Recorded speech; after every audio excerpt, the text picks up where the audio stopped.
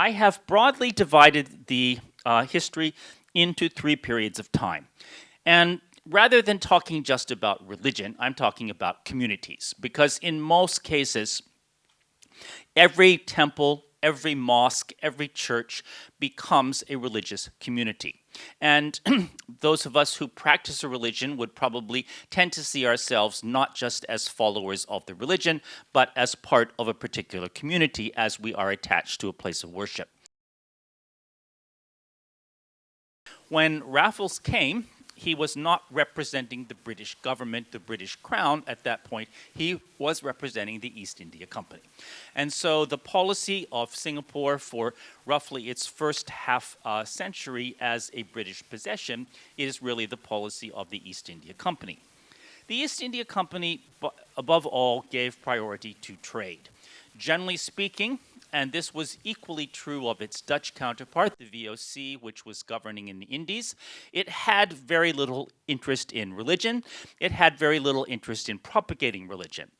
If you look particularly at the history of the EIC in India, many people assumed that as soon as the Europeans came in, that the missionaries would always chung into the colony along with them. The fact is, particularly the trading companies like EIC, they had very mixed feelings about the missionaries because they didn't particularly care whether local people got converted or not, and they often tended to see missionaries more as causing trouble by generating opposition from local people. And one of the other characteristics of this first period is that much of the religious activity is being driven by missionaries or by other clergy from outside the colony. Whenever you are studying religion in a colonial context, one of the most interesting things is at what point do you begin to have mainly local clergy instead of foreigners and missionaries? And for Singapore, that kind of turning point or tipping point will not come until much later on. In some ways, probably not until really after the Second World War. And very broadly, they can be classified into a Taoist tradition. But what Taoist really means in this context is Chinese but not Buddhist. As far as I can tell from the records, in this first half century, there was no Buddhist temple that was just Buddhist. All of the earliest temples, as far as I can see, were all syncretic and linked to what we would call Taoist deities in inverted commas. These temples they were syncretic temples because they had Buddhist statues and non-Buddhist statues, and because most Chinese would have had devotion to both sets of deities. This is the key point, that for many people practicing Chinese popular religion, there is not a clear line between the Buddhist side and the Taoist side. And this is reflected very much in these earliest temples. Also, almost all the early temples were linked to specific dialect groups. Now, when we look at Islam, as far as I can see, there are a lot of question marks and gaps when we try to understand, especially what were the earliest mosques in Singapore. Now, we know that after Raffles came in, and during the few years of the transition to full British rule, you had members of the Johor royal family that were clustered here. One group was at Kampong Glam, and the other group was down at Telok Blangah. Now, one of the very earliest structures is actually a shrine, an Indian Muslim shrine to a particular Indian Muslim saint, rather than a specific mosque.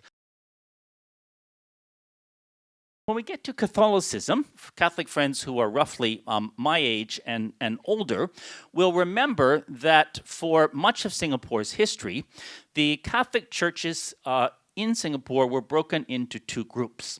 Essentially, the St. Joseph's Church and everyone else. The issue was whose authority were these churches under? The earliest churches, the Church of the Good Shepherd, originally was, I believe, the first church, Catholic church that was built, and that was built by the MEP missionaries, and St. Joseph's was the earliest church by the Portuguese. One of the probably the very earliest Protestant church was the early Anglican church, which was built in 1837. St. Andrew's originally, the Anglican church in its early years was, I think, very heavily focusing on Europeans. They were not as mission-minded as some of the other groups, like the Methodists, for example. Probably the most famous of the early missionaries and of the very early churches was Benjamin Keysbury and the Malay Chapel. Now, Malay here is referring to the language. Most of the people that went there were Peranakan. Many other missionaries at that time, all missionary work was done in Teochew, Hokkien, Cantonese, because virtually nobody spoke Mandarin at that time. I have never seen anything about Mandarin speaking or Mandarin using missionaries in the 19th century. It was simply too much of a minority dialect. Religious tolerance it continued to be very much a feature of the colonial regime. Very broadly speaking, by the 19th century, most colonial regimes were a lot more tolerant of other religions than they had been in the earlier years. There continues to be quite a large degree of tolerance, and all of these communities begin to multiply and expand. And we gradually see in all of the traditions, we begin to see a bit of a shift between foreign clergy, whether we see them as missionaries or just visiting clergy, and local clergy. But still, for much of this time, again, probably up until about World War II, a lot of the religious leadership is still dominated by people from overseas. This is when Buddhism really comes into its own in Singapore history. As far as I can tell, the earliest solely Buddhist full-fledged temples, especially those with monasteries, only come from this period. So by the time you get to the interwar period, you have a very strong network of temples, and Buddhism is well enough established that you begin to have lay associations set up. Islam, we continue to see, of course, diversification in terms of more immigrants coming in, although the main immigrants would have already been here by that time. There would have been, these immigrants had been around for quite a while, but only at this relatively late date did they actually have their own mosque. One of the interesting things that is happening at this time during this period, especially the beginning of the 20th century, is that you have the first madrasas. Catholicism during this period, we begin to see groups of people breaking off and founding new churches of their own. Church of Saints Peter and Paul was founded for Chinese and Indians together. We want to keep in mind, in these days, Mass was said in Latin.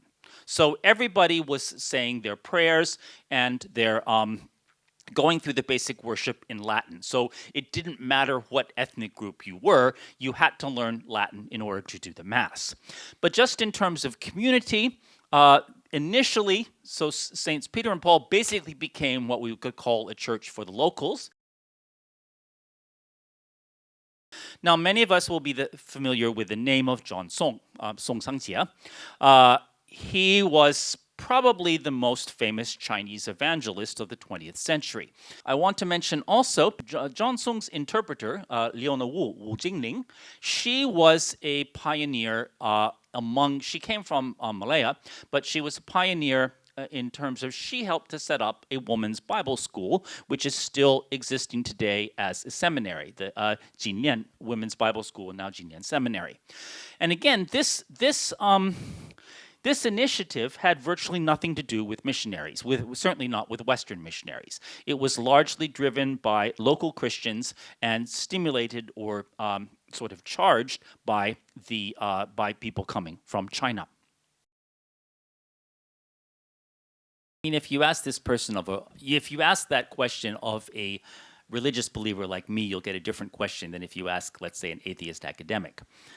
To me, religious faith makes a lot of sense because I think there are many things in the world that cannot be explained without some kind of deity.